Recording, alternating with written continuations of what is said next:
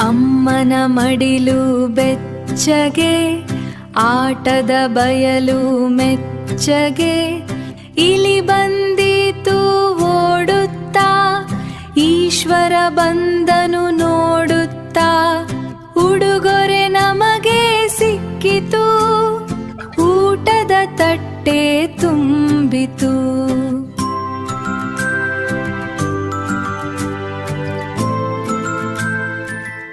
ಋಷಿಯು ತಪವ ಮಾಡಿದರು, ಎಲ್ಲರೂ ಅಕ್ಷರ ಕಲಿತರು.